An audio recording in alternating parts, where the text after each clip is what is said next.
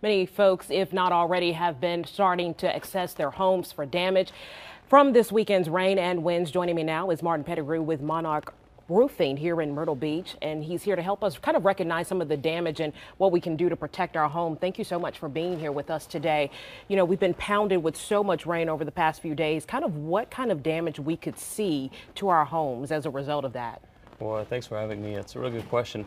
One of the things that we see constantly is the obvious leak. We like to call it the obvious sign.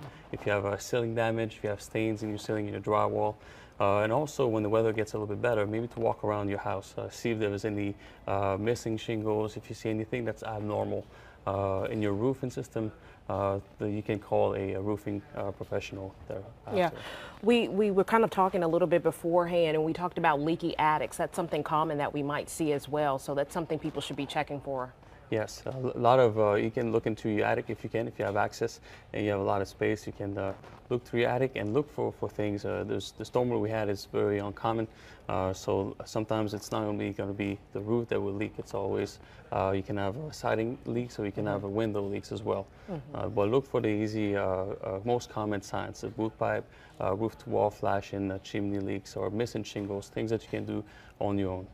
And sometimes it's kind of like the water streaming down the side of the walls is something too obvious sign. Yes, you'll see in the ceiling, in the drywall, you can see certain, and then also you can see on the walls, and you can even all the way go to your flooring. And we didn't see a lot of wind. We did see a little wind, but this is mostly a lot of rain. What kind of impact that can have on your roof, your shingles, and things like that? It's called more of a complex leaks, so it's a little bit more difficult to find where the leaks are. That makes it a little bit more tricky. But really, this time with the amount of water that we had, it's really difficult to find where the leaks are sometimes. But you can look for different items, like we were saying, with the ceilings and the stains. But the wind, it's not going to affect it unless the weather gets bad tonight.